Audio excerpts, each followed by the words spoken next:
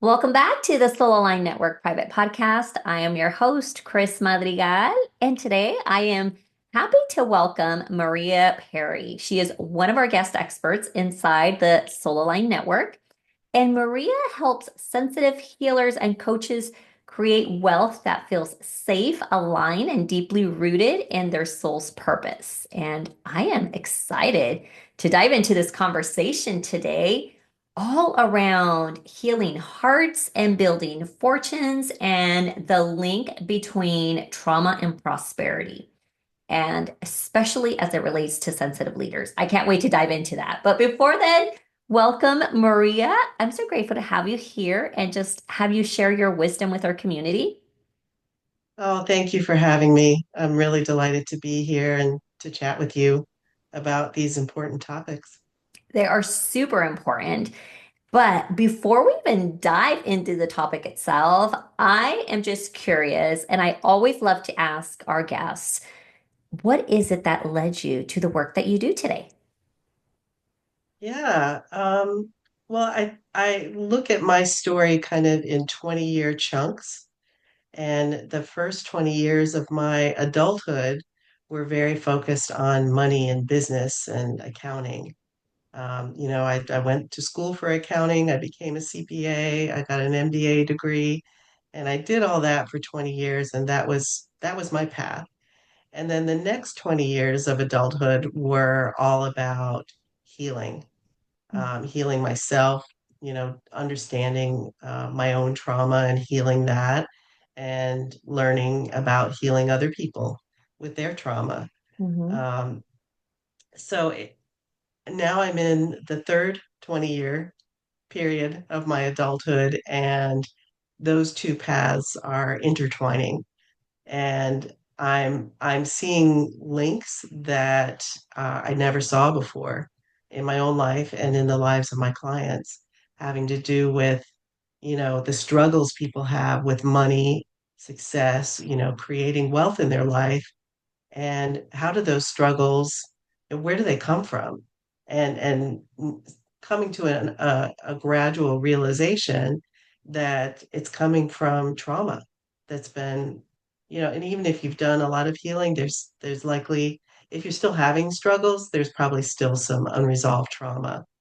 So it's been kind of a fascinating revelation and life altering for me in terms of my own experience with it, but also life changing for my clients.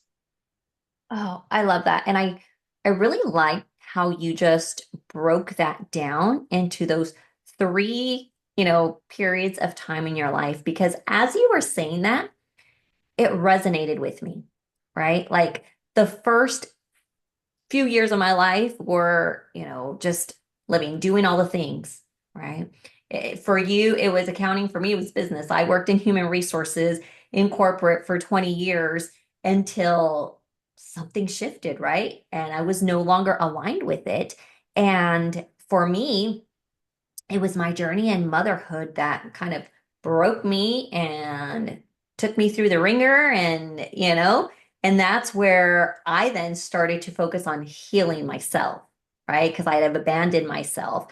Motherhood led me to abandon myself because it was just, so much dealing with twins and three children under two and our daughters that have multiple or medical complex medical conditions and such, but it's like that first chunk was like me doing my things and that second chunk was like, oh, healing.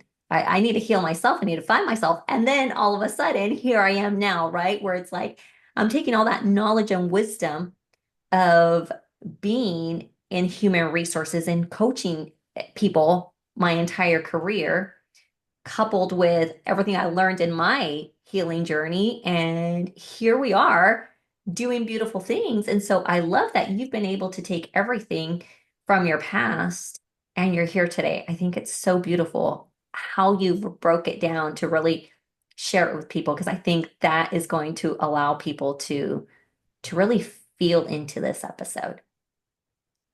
Yeah, I think, you have to live a certain number of years to get that kind of perspective, but if you're able to look back and see, oh, I'm connecting the dots. Oh, this is why this happened to me. And I'm sure everyone listening right now is going through that little, connecting of dots in their minds right now. Yeah, and that period of time can look different for everyone, but Yeah. it's so important to really look at our lives, right? And just be like, every period of time was here to teach me something, because that's gonna help me evolve into this next person that I am. But in all of that, I want to really kind of dive in and talk about just really what it means to truly, well, what it means to work with like sensitive people and sensitivity. And when you mentioned that to me, it really stood out because I believe that I was a sensitive person for many, many years. But I want to know from you, like, what does it truly mean to be sensitive, especially like when we're talking now in the context of like leadership or healing work or entrepreneurship?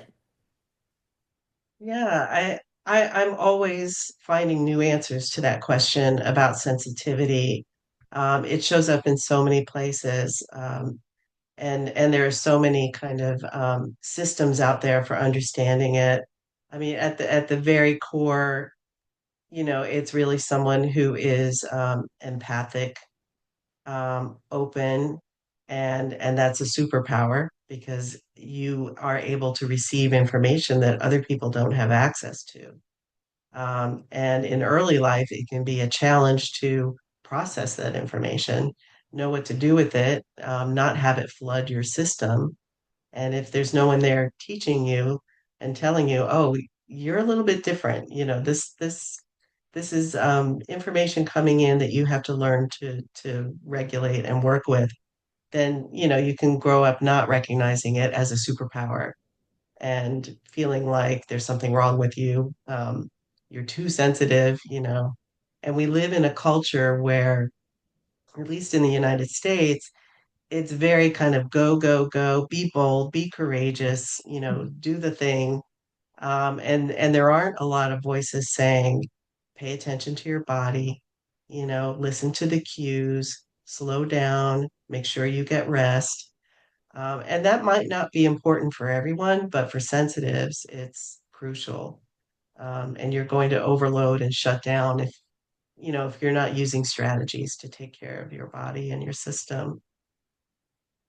Why would you say it's more crucial to people that are sensitive? I because sensitive systems are so highly attuned and so refined that they're picking up on the slightest nuance in energy, in tone of voice, in the five senses. What does the room smell like? What is that bright color over there?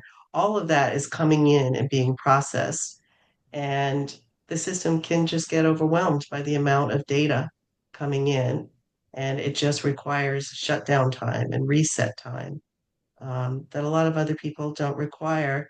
In addition to that, I would also say during those rest times, profound information can arrive, and connection to the divine can be working with you in those quiet times. So it may not look like you're doing anything when you're laying on the couch, but in fact you're having a conversation with the divine. As one example, doesn't have to be that. It's so funny you say that because I used to just override how I felt. Maybe it was just the situation I was in at one point, right? Working that full-time corporate job and all the things and come home and motherhood and stuff.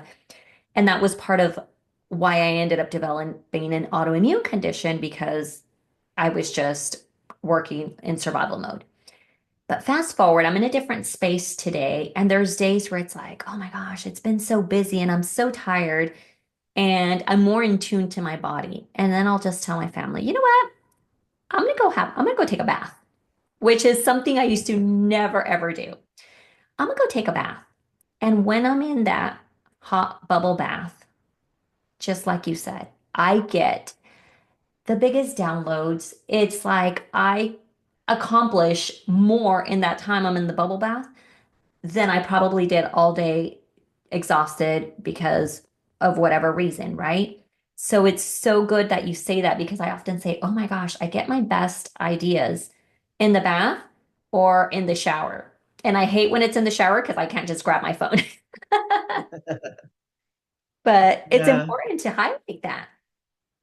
it is. And, I'm thinking of a new song I've been listening to lately.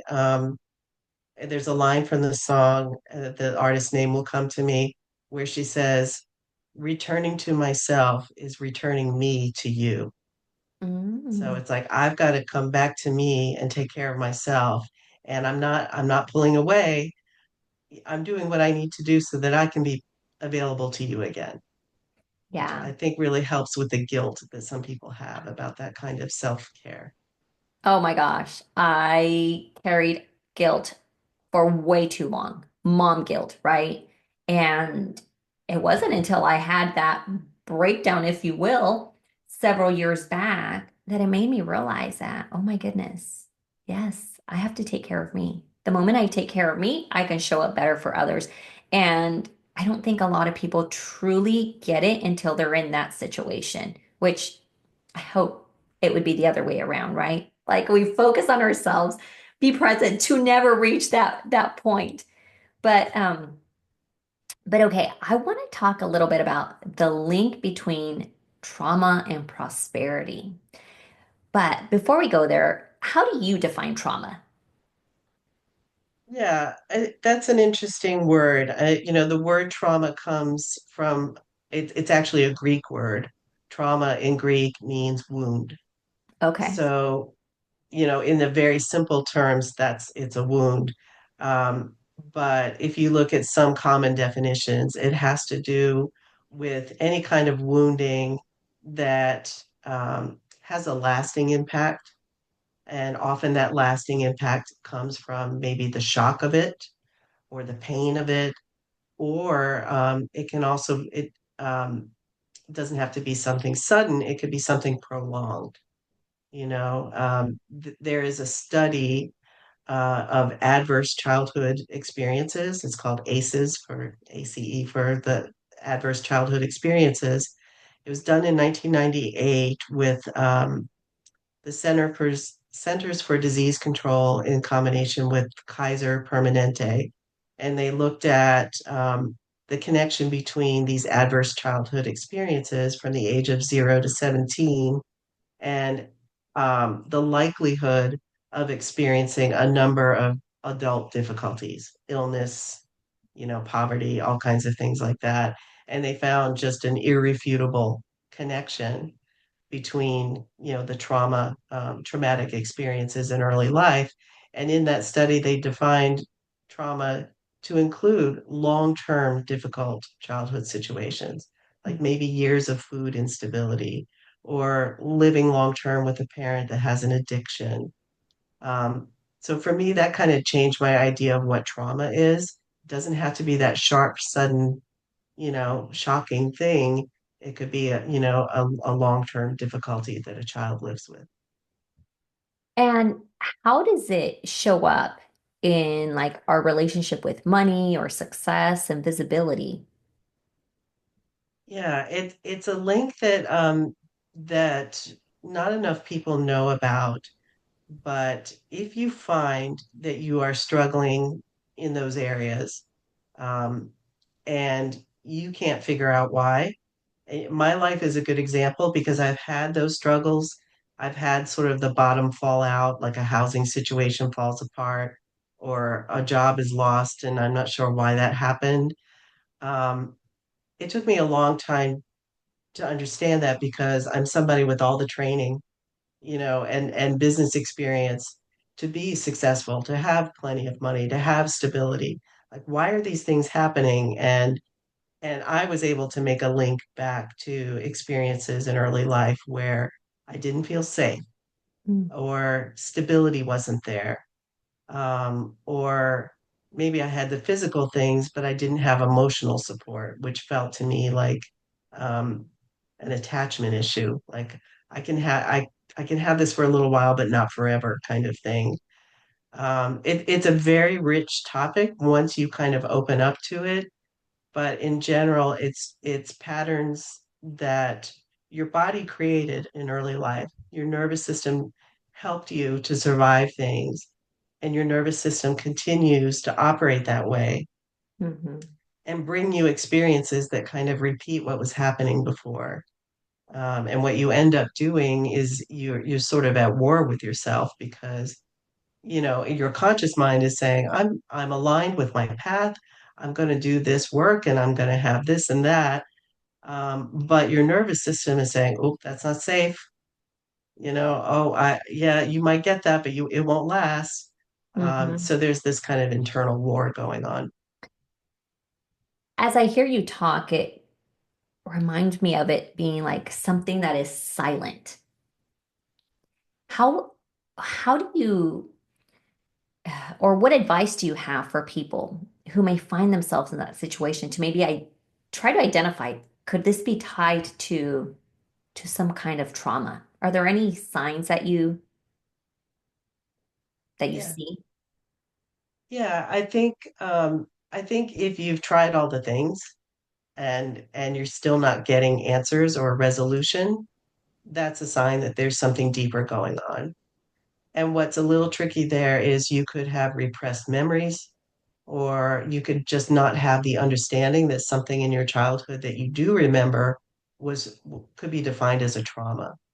And so that's where help comes in, Hmm. getting the support of a therapist or a coach to help you see, oh, okay, you're having this struggle.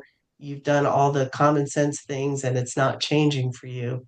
Let's peel back the onion a little bit. Let's talk about your early life. Um, it not that you can't do it alone, but Yeah. it's often helpful to have support with that. Well, sure, because other people might be able to see as you're speaking, what those traumas may be. So that's always beneficial to have an outsider, like you said, therapist or coach or any type of, professional support you there. Now, why is it that this work matters so deeply to you, Maria? I think walking through this path myself and having these ahas of like, I didn't know this. Other people need to know this. They need to understand the impact of trauma on their life in general, but especially on their wealth. I am very passionate about women having power and wealth, to bring them up, out of the Hmm. patriarchy and into it, whatever the new paradigm is that allows women to have that power and that voice. And so especially for women, if there's trauma in their history and they're kind of locked in a cycle that they can't even see, I'd like to shine a light on that and help them step out of it. And for me, that's really two things. It's healing the trauma and then gently retraining the nervous system, to not only receive more, but to keep it, have it, and not let it slip through their hands like a lottery winner. Hmm. The classic lottery winner doesn't have the emotional or nervous system regulation to hold that wealth. They're Hmm. not trained to hold that wealth. Um, so it's two pieces there, but I'm looking at a world, that needs a lot of help and needs a lot of healing. And I think women stepping into their power are, the key leaders of the movement that will get us to that new place. Yeah. So for anyone who's listening, any woman that's listening, how do you support them in that space? Um, my style personally is one of gentleness, warmth, spaciousness. You can't do anything wrong in this space. And that lets the inner child, which is kind of synonymous with the nervous system, relax and Hmm. just be like, okay, I'm all right here.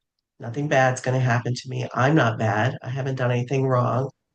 And as the client's nervous system starts to attune to that and relax and spread out a little bit, Um, then there's this openness to, okay, it's 2026. I'm safe. I'm okay. I'm an adult. I have resources. And then we start to bring in, some ideas of how to repattern a little bit. What could one little thing could you do today to have a little more, or allow yourself to receive some pleasure, that you might have been. I don't want to use the term self-sabotage because that sounds punishing, but your nervous system has been protecting you Yeah. from having certain pleasures or certain goodness in your life. Um, how can that nervous system maybe ease back on its job of protecting so fiercely? And have you seen that? Well, I'm sure you've seen it where it could vary in the length of time that it takes someone to heal, or is it based on, how deep their traumas may be, or just really how you can process them yourself once it's been identified? Yeah, it's very individual. Even trauma itself is very individual. Mhm. What is trauma for one person isn't for another. It depends on so many things. It was the child resourced, or was the child extra sensitive? So something landed differently for them than it would for a different child. So I think I think there's just a need for kind of customization and spaciousness, and letting whatever forward progress happens be enough for today. Yeah. Now, in your time, Maria, what has been, or what are some of those greatest transformations that you've witnessed when healing and prosperity are addressed together? Hmm. I'm thinking of one client who suffered probably the most horrifying sexual abuse, Mm. attack and abuse that I've ever heard of. Um, and and she had already done tremendous work on herself long before our paths crossed, but there was more to do. Um, she was struggling with her voice and telling her story, some of it having to do with that trauma, but other things as well. And and so the limiting of her voice was limiting her wealth. Um, she moved in our work together, and we actually worked kind of off and on for a while. Um, in our work and afterwards, what I saw her do was find her voice, and through using that voice, create wealth for herself. Um, and she does a number of different things. Some of it is mainstream and some of it isn't. But like the floodgates are open now. And Yeah. it's kind of two-way. Her voice goes out into the world and resources flow into her. Yeah. And that was just the most rewarding transformation to witness. That's beautiful. I think anytime someone sees a client succeed, especially in such a deep way, is always just a feel-good moment. Yeah. Absolutely. Maria, I want to thank you so much for just sharing your wisdom and just the depth of your work. I mean, is there something that's like tugging in your heart that you really want women to know and to hear around this topic? Yeah, I think what I want women to know is wherever you're trying to get to, it's achievable. And with support and love and gentleness, you can get there. And you may have to take a dip into some dark places, but you will come out the other side, and you will come out a person that is more empowered and more capable of attracting and retaining wealth and success. Oh, beautiful. And for everyone that is listening, if this conversation just tugged at you, if something resonated with you, especially if you identify as someone who's sensitive, I really invite you to connect with Maria and really explore her work more deeply. So, Maria, how can people connect with you?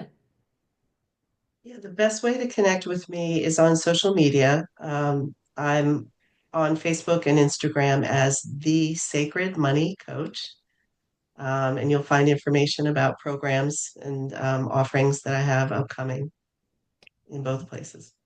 Beautiful. And Maria is also one of our guest experts inside our community, the Soul Line Network. So you will also find some of her content with her signature event there. And her signature event will be in January, January 20. 5th to be exact is when her event will be dropping. So tune in, catch it on the feed in the replay, and we are just excited to have you here, Maria, and just really share the depth of your work. Thank you to everyone tuning in. Thank you, Maria, for being part of the Soul Line Network and for all the work that you do in the world. We will catch you all next time on next episode. Thank you.